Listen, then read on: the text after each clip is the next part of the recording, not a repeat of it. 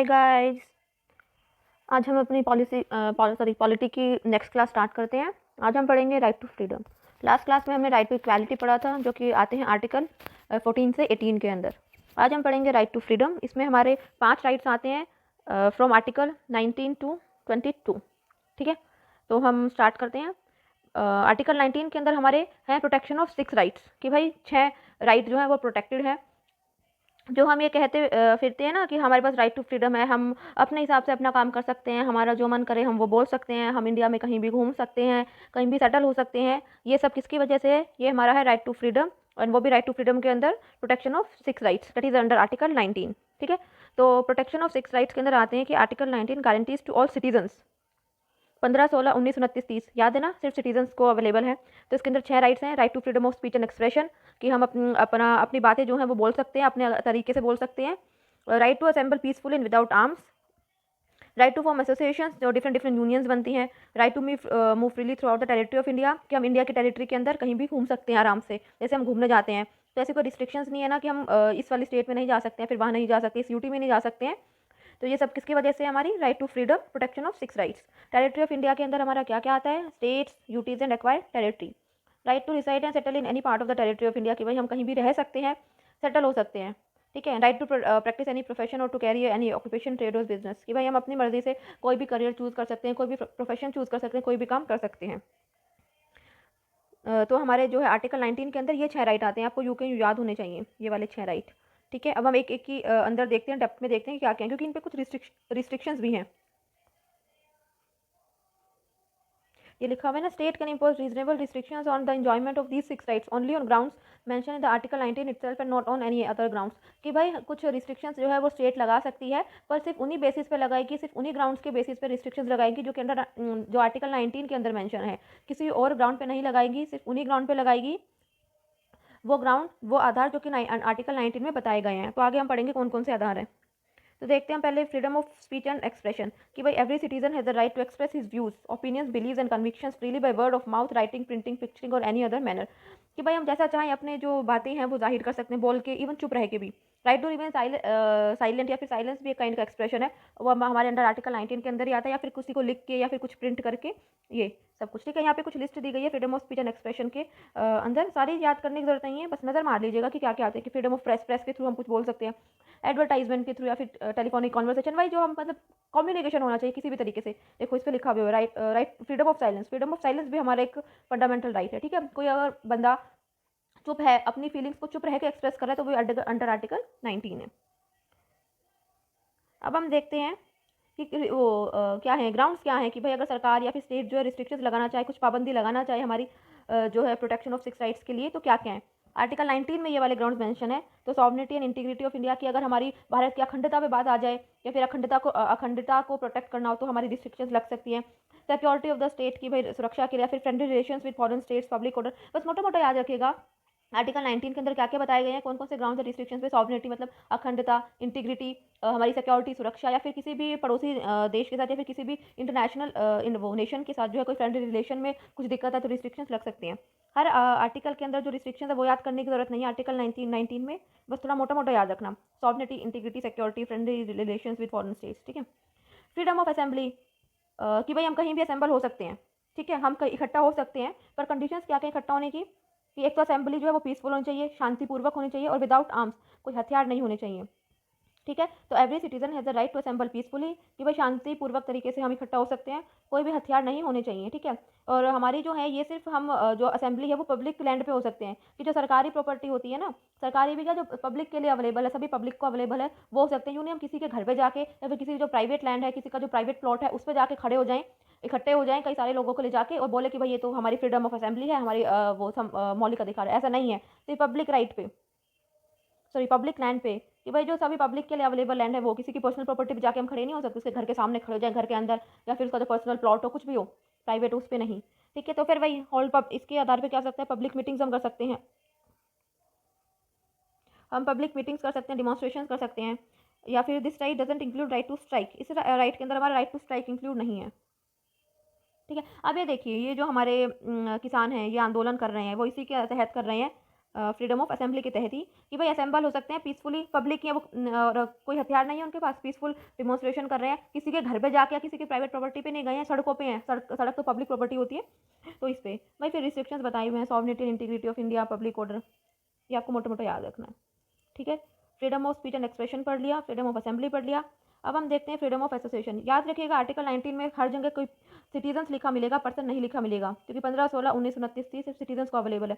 ये हम देखते हैं ना, अपनी हमारी फैक्ट्रीज में यूनियंस बन जाती हैं या फिर हम कोऑपरेटिव सोसाइटीज़ बना लेते हैं, तो वो किस राइट के तहत बनाते हैं? Right to form association, unions and cooperative societies, freedom of association के अंदर। इसके अंदर आते हैं include the right to form political parties, one political parties, partnership forms वगैरह इसी रूल के अंदर बनती है। ठीक है, इट नॉट ओनली इंक्लूड्स, हाँ ये इंपॉर्टेंट पॉइंट है, it not only includes the right to start an association or union but also to continue with the association or union as such। कि भाई इसके अंदर सिर्फ ये नहीं आता कि ठीक है हमने एक बार एसोसिएशन बना लिया, काम खत्म।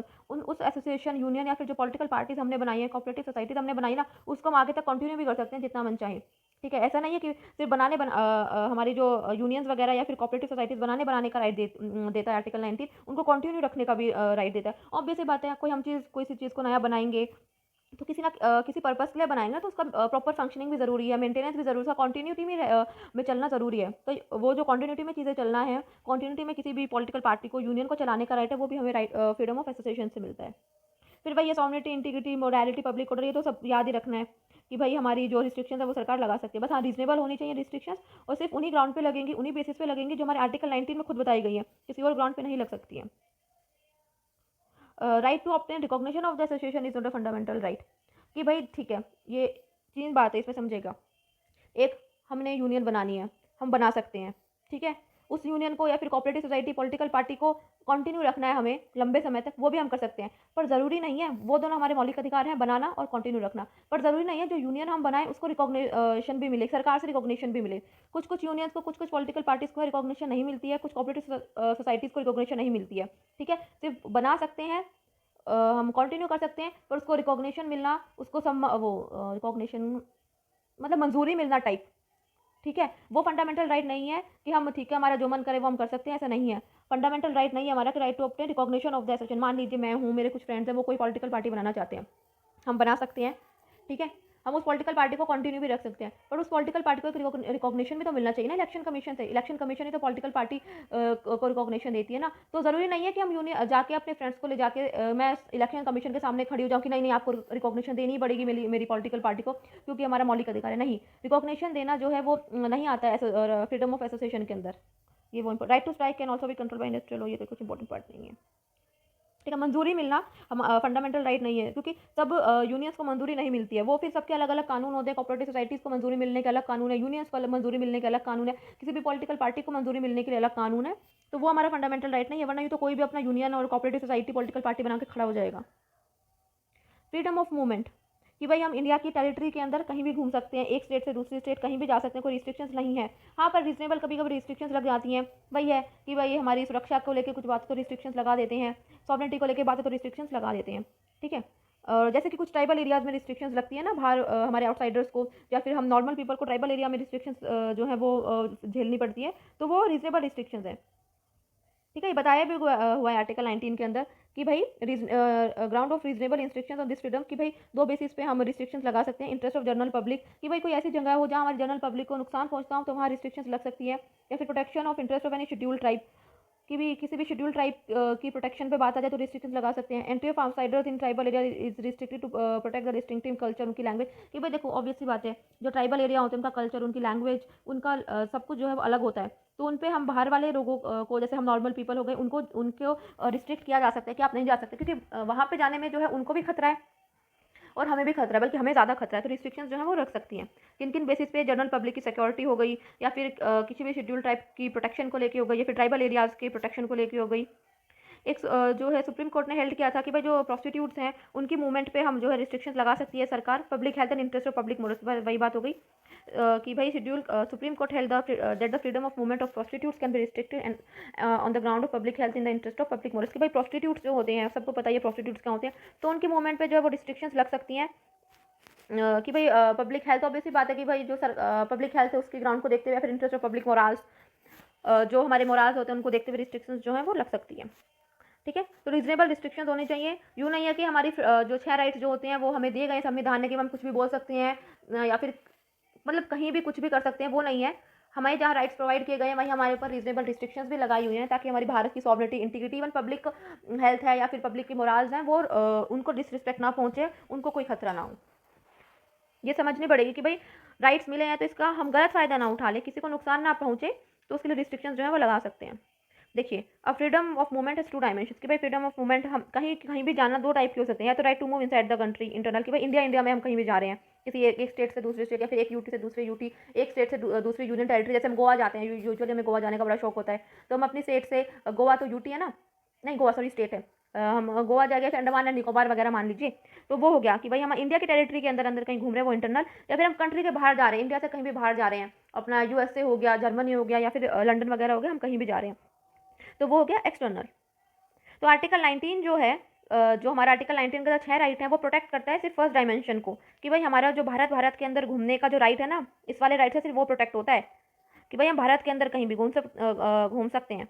ठीक है। जो हमारा इंडिया से बाहर जाने का जो राइट है वो हमारा प्रोटेक्ट होएगा under article right to life and personal liberty. ये इंपॉर्टेंट पॉइंट है। जो आर्टिकल 19 में प्रोटेक्शन ऑफ 6 राइट्स है उसमें सिर्फ हमारा जो एक राइट प्रोटेक्ट होता है वो होता है कि भाई फ्रीडम ऑफ मूवमेंट के अंदर कि भाई भारत के अंदर हम कहीं भी जा सकते हैं, पर हाँ उस पर रीजनेबल रिस्ट्रिक्शंस लग सकती है। पर हमें भारत से इंडिया से बाहर किसी नेशन में जाना हो तो वो हमारा हम जा सकते हैं ना, ऐसा कोई इशू नहीं है।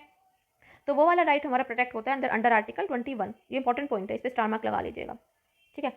अब फ्रीडम ऑफ रेजिडेंस, एक दो चीज़ होती हैं, एक तो किसी भी देश का सिटीजन होना, किसी भी देश का रेजिडेंस होना। इसमें भी 2 पार्ट होते हैं कि right to reside in any part of the country कि भाई ठहरना टेम्पररी लिए मतलब टेम्पररी तरीके से कुछ समय के लिए, किसी कोई भी रीज़न हो सकता है, नौकरी हो गई या फिर कुछ और काम हो गया। Right to settle in any part of the country कि भाई एक जगह परमानेंट सेटल हो जाना, उस जगह का हमें डोमिसाइल मिल जाना। जैसे हमारी कई कई जो हमें गवर्नमेंट जॉब्स होते हैं वहाँ पे डोमिसाइल मांगते हैं ना, तो जहाँ हमारा घर है उसका डोमिसाइल देते हैं। तो रिसाइड का मतलब होता है, रिसाइड का मतलब होता है कि टेम्पररी कुछ टाइम के लिए एक जगह पे ठहरना, और सेटल होने का मतलब होता है कि परमानेंट तरीके से, ठीक है, उनका डोमिसाइल, ताकि हमें उसका डोमिसाइल मिल जाए।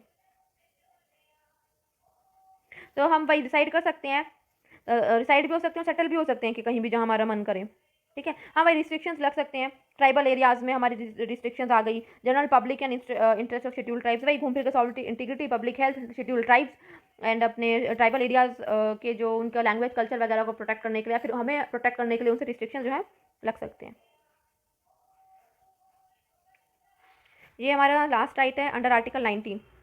राइट टू फ्रीडम में हमें 5 राइट पढ़ने हैं अंडर आर्टिकल 19, 20, 21, 21A एंड 22। तो हमारा आर्टिकल 19 के अंदर लास्ट राइट है कि भाई फ्रीडम ऑफ प्रोफेशन, कि भाई कोई भी प्रोफेशन हम चूज़ कर सकते हैं, कोई भी ऑक्यूपेशन कर सकते हैं, कोई भी बिजनेस, वही हमारा करियर कुछ भी हो सकता है, प्रोफेशन कोई भी हो सकता है। हाँ भाई जो है वो रीजनेबल रिस्ट्रिक्शंस वही लगा सकती है स्टेट कि भाई कुछ कुछ प्रोफेशन में होता है ना कि जैसे अपने मान लीजिए बीटेक के एडमिशन के लिए हमें कुछ स्पेसिफिकेशंस होती है, एमबीबीएस का अगर हमें एडमिशन चाहिए वहाँ पे हमारी अलग स्पेसिफिकेशन होती है। ऑब्वियस सी बात है कि स्टेट लगा सकती है कुछ टेक्निकल क्वालिफिकेशन, कोई किसी पर्टिकुलर जॉब के लिए, किसी पर्टिकुलर प्रोफेशन के लिए जो है कुछ पर्टिकुलर क्वालिफिकेशन होना ज़रूरी है। अलग अलग कोर्स की अलग अलग क्वालिफिकेशन होती हैं, ये हम सब ने देखा होगा। हम किसी भी कॉलेज में एडमिशन लेने जाते हैं तो अलग अलग कोर्स के लिए अलग अलग क्वालिफिकेशंस होती हैं कि भाई इंजीनियरिंग के लिए मैथ्स कंपलसरी होता है, अपना एमबीबीएस डॉक्टर बनने के लिए मैथ्स कंपलसरी नहीं होता है। तो हम इस चीज़ को खारिज नहीं कर सकते कि भाई हमारा फ्रीडम ऑफ प्रोफेशन है, हम कोई भी प्रोफेशन को चूज़ कर सकते हैं, ये तो हमारा वायलेट हो रहा है राइट टू फ्रीडम। ऐसा नहीं है, साफ साफ लिखा हुआ है कि स्टेट रीजनेबल रिस्ट्रिक्शन जो है वो लगा सकती हैं। कि पर्टिकुलर अलग अलग प्रोफेशन में अलग अलग करियर में अलग अलग चीज़ों की ज़रूरत होती है, तो एक रूल हर करियर के लिए अप्लाई नहीं हो सकता, ये तो कॉमन सेंस की बात है। ठीक है। कि प्रिस्क्राइब प्रोफेशनल और technical qualification necessary for practicing any profession, carrying out on any occupation, carry on by itself any trade business, भाई हमारी कुछ भी मतलब रीजनेबल। पर हाँ ये है कि सरकार भी यूँ नहीं कि किसी में कुछ भी हौच पौच कर दे, किसी मतलब रीजनेबल होनी चाहिए। यूँ नहीं कि एमबीबीएस के लिए तुम्हें इकोनॉमिक्स पढ़नी पड़ेगी या फिर इंजीनियर बनने के लिए तुम्हें आर्ट्स पढ़ना पड़ेगा, इतनी भी रिस्ट्रिक्शंस जो है वो नहीं है, रीजनेबल होनी चाहिए भाई। ठीक है। ये हो गया आर्टिकल 19 हमारा ख़त्म होता है। अब आता है हमारा article 20, protection is respect of conviction of offences कि भाई अगर हमसे कोई वो हो गया, ऑफेंस हो गया है, कोई वो जुल्म हो गया है, तो उसके लिए भी हमारे पास कुछ राइट्स। आप लोगों ने फिल्मों में देखा होगा, इसे देखना है, क्योंकि बताती हूँ बहुत इंटरेस्टिंग है ये।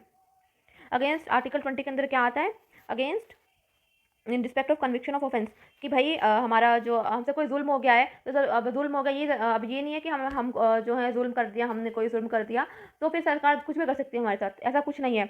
अगेंस्ट आर्बिट्री मतलब अपनी मनमानी सरकार तब भी नहीं कर सकती, या फिर हमें जो है ज़्यादा ही पनिशमेंट दे दें, ऐसा भी नहीं कर सकती, उसके लिए भी हमें जो है कुछ राइट्स मिले हुए हैं। इसमें 3 चीज़ें हैं, इसका नाम ध्यान रखना, नो एक्स पोस्ट फैक्टो लो, कि भाई जो जुल्म हमने किया है ना, सिर्फ उसी जुल्म के लिए हमें जो है वो सज़ा मिलेगी, या फिर जो सज़ा, जैसे मैं मान लीजिए मैंने 2021 में कुछ चोरी कर लिया, फिर आप लोगों ने में से किसी ने कुछ चोरी कर दिया मान लीजिए, या फिर किसी का खून कर दिया, तो किसी का खून करने के लिए 2021 में सज़ा है कि उसको 1 साल की 1 साल तक जेल में रहना पड़ेगा और कुछ फ़ाइन देना पड़ेगा, ठीक है। सिर्फ वही सज़ा वो होगी, मायने होगी। यूँ नहीं कि मर्डर करने के लिए, किसी का खून करने के लिए 2019 में सज़ा थी कि भाई 2 साल की अपनी जेल और अपना ज़्यादा फ़ाइन, मतलब 50,000 या फिर कुछ ज़्यादा फ़ाइन। ये नहीं है कि हम 19 वाला रूल 2021 में अप्लाई कर देंगे। जिस टाइम पे हमने खून किया है, जिस टाइम पे हमने कोई जुल्म किया है, उस टाइम पे उस जुल्म की जो सज़ा है सिर्फ हमें वही मिलेगी, आगे पीछे वाली नहीं मिलेगी, कि नो एक्स पोस्ट फैक्टो लो, ठीक है। नो डबल जेपार्डी, कि भाई एक जुल्म के लिए हमें 2 बार सज़ा नहीं मिल सकती। ये शायद किसी मूवी में भी आया था, कौन सी मूवी में आया था कि अमिताभ बच्चन थे आई थिंक, उस मूवी में वो सीन भी था कि भाई आप मुझे इस जुल्म के लिए पहले सज़ा दे चुके हैं, अब नहीं दे सकते, कि भाई अगर हम एक जुल्म के लिए सिर्फ एक ही बार सज़ा मिलेगी, 2 बार सज़ा नहीं मिलेगी। नो सेल्फ इंक्रिमिनेशन, कि भाई हमें कोई बाध्य नहीं कोई हमें बाध्य नहीं कर सकता कि हम अपने खिलाफ जो है वो गवाही दें, ठीक है। नो सेल्फ इंक्रिमिनेशन का मतलब है कि no person accuse of any offence shall be compelled to be witness against himself, कि भाई हम अपने खिलाफ ही गवाही दें, हमें कोई बाध्य नहीं कर सकता। और ये सिर्फ है क्रिमिनल प्रोसीडिंग्स में, सिविल प्रोसीडिंग्स में हम हो सकते हैं। ये क्रिमिनल और सिविल जो है वो हमें जुडिशरी वाले में बताऊंगी, पर याद बस इस टाइम ये याद रखिएगा, नो सेल्फ इंक्रिमिनेशन है कि भाई हमें कोई अपने खिलाफ गवाही दे, खुद के खिलाफ गवाही देने से बाध्य नहीं कर सकता, वो भी सिर्फ क्रिमिनल केसेज में, सिविल में थोड़ा बहुत हो सकता है, ठीक है। तो आर्टिकल 20 के अंदर 3 चीज़ें आती हैं, नो एक्स पोस्ट फैक्टो लो, कि भाई जो जुल्म हमने किया है, जिस टाइम किया, उस टाइम उस जुल्म की जो सज़ा है सिर्फ वही मिलेगी, उससे ज़्यादा सज़ा नहीं मिलेगी। नो डबल जेपार्डी, कि भाई एक जुल्म के लिए 2 बार सज़ा नहीं मिल सकती। नो सेल्फ इंक्रिमिनेशन, कि भाई हमें जो है जिसने जुल्म किया उसको बाध्य नहीं किया जा सकता कि वो अपने खिलाफ गवाही दे। ये आगे इतना पढ़ने की ज़रूरत नहीं है, ये पढ़ने की ज़रूरत नहीं है, ठीक है। आर्टिकल 19 हो गया, सॉरी आर्टिकल 19 हो गया, 19 हो गया, 20 हो गया, आर्टिकल 21 ये इंपॉर्टेंट राइट है, protection of life and personal liberty. हम बोलते रहते हैं it's my life, it's my life, ये मेरी लाइफ है, मैं अपनी मर्जी से जीऊँगा, मैं अपनी मर्जी से जीऊँगी। ये जो हम बोलते हैं ना इतने भारी भारी वर्ड, ये सिर्फ इसी राइट की बदौलत है, right to life and personal liberty, कि भाई अपनी लाइफ जो अपने हिसाब से जी सकते हैं, और no person shall be deprived of his life for personal liberty except according to procedure established by law, ठीक है। No life and personal by protection of life, हम अपनी लाइफ अपने हिसाब से जी सकते हैं, और हमें लिबर्टी भी है कि भाई हम कुछ कर सकते हैं, मतलब अपने हिसाब से चीज़ों को कर सकते हैं। हाँ, पर ये है, अब देखिए आपने सुना होगा सुसाइड लोग करते हैं, बाई चांस वो सुसाइड अगर सक्सेस नहीं हो पाता, तो उसके लिए हमें सज़ा मिलती है ना, कि भाई अगर सुसाइड तुमने कर लिया और हम नहीं मरे, ज़रूर छोड़ना मरे, हम नहीं मरे तो हमें सज़ा भी मिल सकती है कि भाई अपनी लाइफ खुद नहीं ले सकते, एक्सेप्ट की प्रोसीजर इस्टेब्लिश्ड बाय लॉ, कि लाइफ लेने के लिए भी अपनी जान लेने के लिए भी हमारे पास एक कानून है, सिर्फ उसी कानून के हिसाब से फिर हमें कानून ही बताएगा कि हमें अपनी अपनी लाइफ जो वो लेनी है या नहीं लेनी है, ठीक है। इसमें याद रखिएगा 2 चीज़ें आती हैं, procedure established by law and due process of law, due process of law, ठीक है। प्रोसीजर इस्टेब्लिश्ड बाय लॉ होता है कि भाई कानून के तहत हम अपनी जो है लाइफ ले सकते हैं, और एक होता है ड्यू प्रोसेस ऑफ लॉ, कि भाई जो कानून है वो सही होना चाहिए, वो रीजनेबल होना चाहिए कानून भी। ये नहीं कि कानून के हिसाब से कैसे भी हम अपनी लाइफ लें, या फिर कानून हमें कुछ भी बोल सकता है अपनी लाइफ जान लेने के लिए, या फिर अपने तरह से जीने के लिए, वो कानून जो है वो भी रीजनेबल होना चाहिए। पहला जो हमारा संविधान था वो फॉलो करता था सिर्फ प्रोसीजर इस्टेब्लिश्ड बाय लॉ, फिर बाद में हमारी कुछ केसेस हुए, जैसे गोपालन केस हुए, ठीक है। और एक हमारा इसमें है इंपॉर्टेंट मेनका गांधी केस। मेनका गांधी आप सबको पता है कौन है, सोनिया गांधी की वो है जेठानी है, नहीं देवरानी है, हाँ सोनिया गांधी की देवरानी है। तो एक मेनका गांधी केस हुआ था, उससे हमें पता चला था कि एक तो ड्यू प्रोसेस ऑफ लॉ, और ऊपर से पहले जो था कि भाई लिबर्टी का ना एक बहुत छोटा इंटरप्रिटेशन था। लिबर्टी जो शब्द है उसके अंदर बहुत कम चीज़ें आती थी, कि ठीक है लिबर्टी के अंदर क्या आता था कि भाई ठीक है हमें जो भाई लिबर्टी के अंदर हमारा आता था कि भाई जो हमारी state can deprive the right to life and personal liberty of person based on law, कि भाई स्टेट जो चाहे अगर पर्सन को की जान लेना चाहे, या फिर उसकी जो लिबर्टी उसकी आज़ादी पे पाबंदी लगाना चाहे ना, वो कानून के आधार पर लगा सकती है। ये नैरो इंटरप्रिटेशन है कि भाई कानून तो कैसा भी हो सकता है, कितना वो क्या कहते हैं, कानून कैसा भी हो सकता है, मतलब हार्ड भी हो सकता है, इतना हार्ड हो सकता है, उससे कोई मतलब नहीं था, बस कानून के हिसाब से होना चाहिए। कोई मतलब नहीं था कि भाई कानून हार्ड है, ज़्यादा ही टाइट है, या फिर ठीक ठाक है, रीजनेबल है, ऐसा नहीं था। बाद में फिर हमारा जो मेनका गांधी केस हुआ, उसने इस जजमेंट को बदला, क्योंकि अपने जो सुप्रीम कोर्ट जो अपने जजमेंट को बदल सकती है, ठीक है, कि भाई right to life and personal liberty of person can be deprived by law provided the procedure prescribed by the law is reasonable fair and just. भाई ये वाला पार्ट हो गया ड्यू प्रोसेस ऑफ लॉ। कि भाई मेनका गांधी केस में, मेनका गांधी जो कि वो है हमारी सोनिया गांधी की देवरानी है, कि भाई ठीक है राइट टू स्टेट जो वो डिप्राइव तो कर सकती है, किसी की भी आज़ादी पे पाबंदी लगा सकती है या फिर जान तो ले सकती है कानून के हिसाब से, पर वो कानून रीजनेबल होना चाहिए, फेयर होना चाहिए, सही होना चाहिए। कानून जो प्रोसीजर कानून में बताया गया है वो थोड़ा सही होना चाहिए। नहीं कुछ भी बोल दे कानून की, जहर खा के मर जाओ सीधा, ये क्या मतलब हुआ? रीजनेबल होना चाहिए, सही होना चाहिए, जस्टिफाई होना चाहिए वो, ठीक है। तो याद रखिएगा मेनका गांधी केस में हमारा ड्यू प्रोसेस ऑफ लॉ वाला जो कंसेप्ट है वो आया था।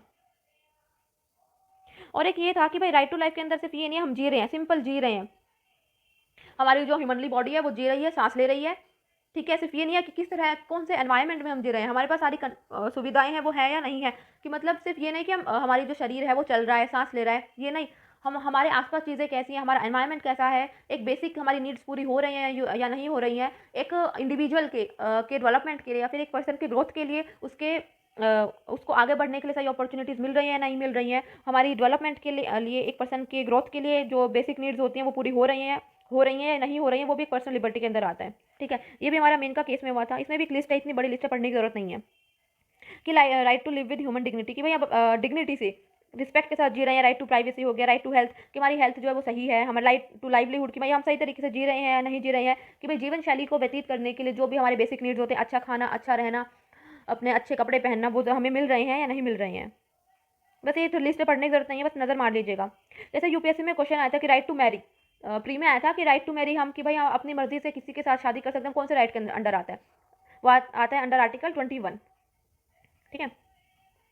ये हमारा हो गया। अब हम पढ़ते हैं right to education, article 21A। ये हमारा राइट टू एजुकेशन याद रखिएगा, स्टार्टिंग में जब संविधान लागू हुआ था तब नहीं था, ये हमारा डाला था 86 कॉन्स्टिट्यूशन अमेंडमेंट 2002 के अंदर, कि state shall provide free and compulsory education to all children of the age of 6 to 14 years in such a matter at the may determine. कि भाई राइट टू एजुकेशन के अंदर भी हमारी प्राइमरी एजुकेशन होती है, कि स्टेट जो है वो सबको, जितने भी चिल्ड्रन है ना 6 से 14 साल के बीच में, 6 to 14 ईयर्स के बीच में जो भी चिल्ड्रन है उनको जो है फ्री और कंपल्सरी एजुकेशन प्रोवाइड करेगी। सिर्फ प्राइमरी एजुकेशन जो है राइट हमारा है फंडामेंटल राइट, बाकी सेकेंडरी एजुकेशन फंडामेंटल राइट नहीं है देखा जाए तो। सिर्फ राइट टू प्राइमरी एजुकेशन हमारा फंडामेंटल राइट है, कि 6 से 14 साल के बीच में जो भी बच्चे हैं उनको एक सही तरीके से एजुकेशन मिलनी चाहिए। बाकी सेकेंडरी एजुकेशन इतना ऑब्वियस बात है, सरकार खर्चा किस किस का उठाएगी, ठीक है ना। तो याद रखिएगा कि भाई this provision makes only elementary education या फिर primary education as a fundamental right, जो स्टार्टिंग के लेवल पे होती है 6 से 14 साल तक की, not a higher professional education. ठीक है भाई 6 से 14 साल तक की सरकार उठा लेगी, उसके बाद तो फिर सबको अपने अपने हिसाब से करना होगा। ऑब्वियस बात है, सरकार कितना खर्चा उठाएगी, एक इतना आई थिंक 130 मिलियन पॉपुलेशन है हमारी, कितना खर्चा उठाएगी। तो राइट टू एलिमेंट्री एजुकेशन हमारा फंडामेंटल राइट है, ठीक है। अब हमारा आता है लास्ट राइट है under right to freedom under article 22, जैसे protection against arrest and detention. जो हमने आर्टिकल 20 में पढ़ा था ना, वो था कन्विक्शन ऑफ ऑफेंसेस, कि भाई अगर हमने कोई जुल्म किया है तो हमारे पास क्या क्या फंडामेंटल राइट्स हैं। अब ये है कि हम जो अरेस्ट हो जाते हैं, हमें जो पुलिस है वो अरेस्ट कर लेती है या फिर डिटेन कर लेती है, वही अपनी हिरासत में ले लेती है, तो उसके खिलाफ हमारे पास क्या क्या राइट्स हैं, तब भी हमें कुछ ना कुछ राइट्स मिलते ही हैं। 2 टाइप की डिटेंशन होती है, ये याद रख लीजिएगा, प्यूनिटिव डिटेंशन और एक प्रिवेंटिव डिटेंशन। प्यूनिटिव डिटेंशन तो होती है कि भाई हम अरेस्ट हो करता है पर्सन को जब उसने कोई जुल्म कर लिया हो, ठीक है, जुल्म कर लिया, try and conviction on the court, कि भाई जुल्म कर लिया और अपना जो कोर्ट है, डिस्ट्रिक्ट कोर्ट वगैरह या फिर कोई भी कोर्ट हो गया, वहाँ पे ट्रायल वगैरह हो चुका होता है, ठीक है। एक प्रिवेंटिव डिटेंशन होता है कि भाई without trial and conviction by the court, कि भाई अपना जो वो क्या कहते हैं कोर्ट है ना, उसमें कोई सुनवाई ना हुई हो, उससे पहले डिटेन कर लेना, ठीक है। प्यूनिटी में होता है कि जुल्म कर लिया, कोर्ट में सुनवाई हो गई, सजा दे दी कोर्ट ने, तब हमारी पुलिस जो है वो अपनी न्यायिक हिरासत में ले लेगी। प्रिवेंटिव डिटेंशन होता है कि भाई कोर्ट ने कोई सुनवाई वगैरह नहीं की है, कोई हमें सजा नहीं मिले, फिर भी जो है हमें डिटेन कर सकती है, मतलब हिरासत में ले सकती है पुलिस। प्रिवेंटिव डिटेंशन जो है वो जुल्म को बचाने की, भाई अगर पुलिस को लगता है या फिर किसी को लगता है, जो अथॉरिटीज़ है हमारी, कि भाई ये बंदा जो है इसने ये आगे कुछ ना कुछ गड़बड़ कर सकता है, क्राइम कर सकता है, तो उसको पहले डिटेन कर देती है बिना ट्रायल के, बिना हमारी जो न्यायिक कार्रवाई है उसके बिना उसके, ठीक है। हाँ, पर प्रिवेंटिव डिटेंशन में भी टाइम पीरियड होता है कि सिर्फ पर्टिकुलर टाइम पीरियड तक ही अपनी पुलिस जो है वो रख सकती है अपने पास, फिर बाद में उसको ट्रायल के लिए ले जाना ही पड़ेगा, ठीक है। वही 2 प्यूनिटिव एंड प्रिवेंटिव। तो प्यूनिटिव डिटेंशन के अंदर हम देखते हैं कि भाई कोर्ट का जो ट्रायल है उसके बाद अरेस्ट हमें पुलिस करती है, या फिर हमें पुलिस वैसे ही ले जाती है, तो हम हमारे पास क्या क्या राइट्स हैं, कि भाई हमें पहले बताए जाएंगे कि हमने किस ग्राउंड पर अरेस्ट किया। यूँ नहीं पुलिस आई, घर में घुस गई और ले गई। देखा होगा ना फिल्म में कि रेड मारने जाती है तो बोलती है कि सर्च ऑर्डर दिखाएं, पहले रेड के ऑर्डर दिखाएं। वो इस वजह से कि भाई ग्राउंड के अरेस्ट बताओ। डिफेंडेड बाय लीगल पिटिशनर, कि भाई हमें अपना लॉयर जो है अपने लीगल पिटिशनर को हायर करने का राइट है। हमने कई सीरियल्स में टीवी में देखा होगा कि पुलिस जो है वो ले जाती है अपने उसमें पुलिस स्टेशन में, फिर वहाँ जो जिसको लेके जाती है बोलता है कि मुझे अपने लॉयर से बात करनी है, इसी राइट के तहत। Right to produce before magistrate within 24 hours, के बाद अरेस्ट करने के 24 घंटे के अंदर उसने मजिस्ट्रेट के सामने पेश करना होगा, अपना जज के सामने पेश करना होगा। पर हाँ, उसमें हमारा जर्नी टाइम नहीं आएगा। मान लीजिए हमने एक जगह जो है अरेस्ट किया किसी एक जगह, और वहाँ से जज के पास से जाने में हमें कुछ 4-5 घंटे लग गए, तो वो 24 घंटे के अंदर वो 4-5 घंटे इंक्लूड नहीं होंगे। ठीक है। Right to be release after 24 hours unless the magistrate authorise, कि भाई ठीक है, अपने मजिस्ट्रेट के पास जो है वो ले गए, ठीक है, मजिस्ट्रेट ने मना कर दिया कि तुम आगे इनको नहीं अरेस्ट कर सकते, फिर डिटेन नहीं कर सकते, अपनी हिरासत में नहीं ले सकते, तो उसके बाद 24 घंटे के अंदर उनको छोड़ना पड़ेगा। ठीक है। अरेस्ट करने के 24 घंटे के अंदर जज के सामने लेके जाना पड़ेगा, और फिर वहाँ जज के सामने लेके जाने के बाद अगर जज ने कहा कि ठीक है तुम इसको फर्दर अरेस्ट नहीं कर सकते हो और हिरासत में नहीं ले सकते हो, तो 24 घंटे के अंदर छोड़ना भी पड़ेगा। पुलिस ऐसा नहीं करती है ना, फिर उनके खिलाफ कार्रवाई हो सकती है। ये हमें अपने राइट्स के बारे में थोड़ा अवेयर होना चाहिए, ताकि हम किसी से पागल ना बने, कोई लोग अपनी मनमानी ना कर सके। ये कुछ नहीं है इतना। फिर हमारा जो आर्टिकल 22 का सेकंड पार्ट इसमें बोला कि प्रिवेंटिव डिटेंशन वाला, कि भाई बिना ट्रायल के, बिना जज न्यायिक जो कार्रवाई होती है उसके बिना जो हमें अरेस्ट कर लेती है कभी कभी, कि भाई ताकि वो उसके खिलाफ क्या कह सकता है कि भाई प्रिवेंटिव डिटेंशन लॉ के अंदर, कि भाई सिटीजन एंड एलियंस को अवेलेबल है। एलियंस वो नहीं, दूसरे ग्रह के प्राणी, फॉरनर्स को, ठीक है, कहीं दूसरे ग्रह के प्राणी मान लो। फिर इसमें कंडीशंस बताई हुई हैं, वैसे आप एक बार देख लीजिएगा कि भाई जो डिटेंशन का टाइम है ना प्रिवेंटिव डिटेंशन के अंडर, कि भाई बिना न्यायिक कार्रवाई के अंदर जो हमें डिटेन कर सकती है वो सिर्फ 3 महीने है। मैंने पहले ही बोला था कोई पर्टिकुलर टाइम पीरियड होता है, वरना तो अपना किसी को भी पुलिस उठा के डिटेन कर लेगी, चलो प्रिवेंटिव डिटेंशन के अंडर 3 महीने, मैक्सिमम 3 महीने होता है। उसके बाद एक कुछ कमेटी या फिर बोर्ड बैठता है, वो बोर्ड अगर आगे हमारी जो है पुलिस को ऑथराइज कर देता है कि तुम इसको डिटेन कर सकते हो तो कर सकते हैं, वरना 3 महीने के अंदर छोड़ना पड़ेगा। ये है। और हाँ भाई, ग्राउंड ऑफ डिटेंशन की भाई किस बात में हमें अरेस्ट किया, किस बात में पकड़ा गया, वो तो बताना ही पड़ता है।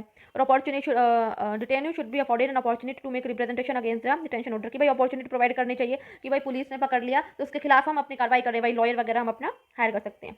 ये है, बस यही है, इतना नहीं है, ये इतना नहीं है, एक मिनट, ये इतने डीप में जाने की जरूरत नहीं है। ठीक है कि भाई हाँ, और एक ये है कि पार्लियामेंट जो है वो भी कुछ अपने सरकमस्टांसिस आर्टिकल 22 के अंदर हमारा जो पार्लियामेंट है, संसद है, लेजिस्लेचर है सेंट्रल लेवल पे, वो भी कुछ सरकमस्टांसिस या क्लासेस बता सकती है कि in which a person can be detain for more than 3 months under the preventive detention law, कि पार्लियामेंट भी प्रिस्क्राइब कर सकती है। एक तो हमने देखा था पहले कुछ एडवाइजरी बोर्ड बैठता है कि 3 महीने से ज़्यादा अगर किसी को अरेस्ट करना हो प्रिवेंटिव डिटेंशन के अंदर, तो एडवाइजरी बोर्ड जो है वो बैठेगा, वो बताएगा। फिर वहीं हमारी पार्लियामेंट भी कुछ लॉ बना सकती है, या फिर लॉ के तहत कुछ सरकमस्टांसिस या फिर कुछ पर्टिकुलर कंडीशन रख सकती है कि अगर किसी पर्सन को प्रिवेंटिव डिटेंशन के अंडर 3 महीने से ज़्यादा अरेस्ट करना तो वो कर सकते हैं। पार्लियामेंट के पास भी एक पावर होती है इस चीज़ में। पार्लियामेंट ने जो है कुछ रूल्स भी बनाए हैं, आगे 4-5 रूल्स हैं वो दिए गए हैं, उनका एक बार नाम देख लीजिएगा। बाकी हालांकि कुछ रूल्स तो अब बंद हो चुके हैं, पर कुछ रूल्स अभी भी लागू हैं। जैसे एक प्रिवेंटिव डिटेंशन एक्ट बनाया था पार्लियामेंट ने 1950, वो एक्सपायर हो गया। एक टाड़ा सबने सुना होगा, संजू मूवी देखी होगी, तो उसमें संजय दत्त को जो अरेस्ट किया गया था वो टाड़ा के अंडर ही किया गया था। Terrorist and disruptive activities act, ये भी रिपील हो गया है। नेशनल सिक्योरिटी एक्ट, ठीक है, एक्ट पढ़ने की जरूरत नहीं है, बस एक बार ध्यान रखिएगा कि सरकार भी जो है कुछ रूल्स बना सकती है अपना 3 महीने से ज़्यादा अगर किसी को न्यायिक हिरासत में रखना हो, तो पुलिस कस्टडी में रखना हो तो। ठीक है, क्योंकि 2 चीज़ अलग होती है, judicial custody and police custody. इसके बारे में किसी और दिन जो है वो डिस्कस करेंगे। तो रूल्स के नाम याद रखने की जरूरत नहीं है, बस हाँ बना सकती है, बनाए भी थे, कुछ रिपील हो गए हैं, कुछ अभी भी लागू हैं। तो आई होप आपको आर्टिकल 19 जो है वो समझ आ गया होगा। आज हमारा आर्टिकल 19 जो है पूरा होता है, इसमें हमारा राइट टू फ्रीडम हमारा पूरा होता है आर्टिकल 19 से 22 तक है उसमें। तो देख लीजिएगा, नेक्स्ट क्लास में हम अपना नेक्स्ट राइट पढ़ेंगे। तो हमारी आज की क्लास यहीं खत्म होती है। Thank you.